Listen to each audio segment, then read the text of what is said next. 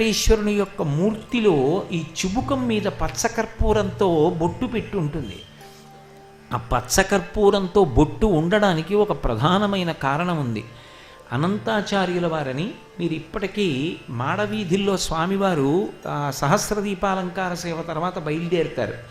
బయలుదేరి ఆ మాడవీధుల్లో వెడుతున్నప్పుడు ఆ మొట్టమొదట మాడవీధుల్లో వెళ్ళినప్పుడు ఎడంచేతి వైపుకు వెడితే అనంతాచార్యుల వారిని ఆయన బృందావనం కనపడుతుంది. ఇప్పటికీ ఆయన వెంకటేశ్వర స్వామి వారిని సేవించాలని పొగడ చెట్టు రూపంలో ఉంటారు. రామానుజాచార్యుల వారి మీద ఉన్నటువంటి అపారమైన భక్తితో ఆయన ఆ లోపల ఒక కోనేరు కట్టారు. ఇప్పటికీ ఆ కోనేరు ఉంది, మీరు లోపలికి వెళ్ళి చూస్తే కనపడుతుంది. ఆ పొగడ చెట్టు కూడా ఇప్పటికీ ఉంది ఆయన బృందావనము. ఆ అనంతాచార్యుల వారు ఒకప్పుడు వెంకటాచలానికి ఎవ్వరూ రానటువంటి సమయంలో, అంటే అంత చలి, అంత వేడి, ఆ సమయంలో అక్కడికి వచ్చి ఉండగలిగినటువంటి పరిస్థితులు లేక ఎవరు వచ్చేవారు కాదు. కానీ భగవద్రామానుజులు అడిగారు, ఎవరైనా వెళ్ళి ఆ కొండ మీద ఉండి పుష్పవాటికని నిర్మాణం చేసి ప్రతిరోజు పూలదండలు కట్టి వెంకటేశ్వరుడికి సమర్పిస్తారా అని. అనంతాచార్యుల వారు గురువుగారి మాట నిలబెట్టడానికి నేను వెడతాను అని బయలుదేరారు. బయలుదేరి భార్య గర్భిణి, ఆమెని తీసుకుని వెళ్ళి అక్కడ ఉండేటటువంటి ఆ కొండ అంతా తవ్వి రాళ్ళు తీసి పక్కన పోయిస్తున్నారు.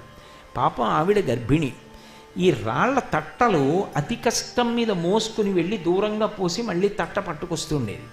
వెంకటేశ్వర స్వామి చూశారు, అయ్యో నాకు రోజు పుష్పకైంకర్యం కోసమని గర్భిణి అయినటువంటి భార్యతో రాళ్ల తట్టలు ఎత్తిస్తున్నాడు, నేను వెళ్ళి సేవ చేస్తానని ఒక బాలుడి రూపంలో వచ్చి అడిగారు. తాత నేను పట్టుకెడతాను రాళ్ల తట్ట అని. నేను మా గురువుగారికి మాటిచ్చాను రా, నువ్వెవరు, మా ఆవిడ చేస్తుంది నేను చేస్తాను వెళ్ళిపోమన్నారు. పాపం ఆవిడ చెమట్లు పట్టి వెడుతుంటే చూడలేక, అమ్మ మీరు ఇక్కడ కూర్చోండి, ఆయన చూడకుండా వెనక నుంచి తట్ట పెట్టి నిండిపోయిన తట్ట పట్టుకుపోతూ ఉంటానని పిల్లవాడి రూపంలో వెంకటేశ్వర స్వామి తీసుకుపోతున్నారు. ఏమిటి గర్భిణి అయిన భార్య ఇంత తొందరగా తట్ట తీసి తట్ట పెట్టేస్తోందని అనంతాచార్యుల వారు వెనక్కి తిరిగి చూశారు. చూస్తే ఈ పిల్లవాడు కనబడ్డాడు. ఈ పిల్లవాడు తట్ట పట్టుకెళ్ళిపోతున్నాడు, వద్దన్నా మాట వినలేదని కోపం వచ్చి పట్టుకుని కొడతానని వెంటపడ్డారు. ఆయన అప్రదక్షిణంగా పరిగెత్తారు ఆ మాడవీధుల్లో.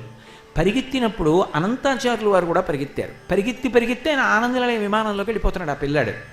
ఈయనకి కోపం వచ్చి పిల్లాడు గుడిలోకి పారిపోతున్నాడని చేతిలో ఆ కొండ తవ్వుతున్నటువంటి గుణపం విసిరేశారు.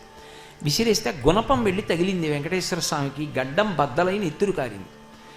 సాయంకాలం పుష్పమాల పట్టుకుని గుడిలోకి వెళ్ళారు. ఈ గడ్డం అంతా వాచిపోయి బద్దలై నెత్తురు కారి మాంసం చిమ్మి ఉంది. అర్చకులు తెల్లబోయారు, ఇదేమిటి ఇలా ఎందుకయింది అని.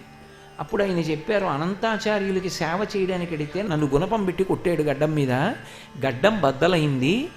ఈ కొండ మీద నేను ఉన్నప్పుడు పరమభక్తితో ఉన్న వాళ్ళ చేతి దెబ్బలు కూడా నాకు ఆభరణాలు ఏవి లోకానికి తెలియడానికి పచ్చకర్పూరపు ముద్ద పెట్టండి అని చెప్పారు. అందుకే ఆనాటికి ఈనాటికి కూడా వెంకటేశ్వర స్వామి వారి ధ్రువమూర్తికి ఇక్కడ పచ్చకర్పూరంతో ముద్ద పెడతారు.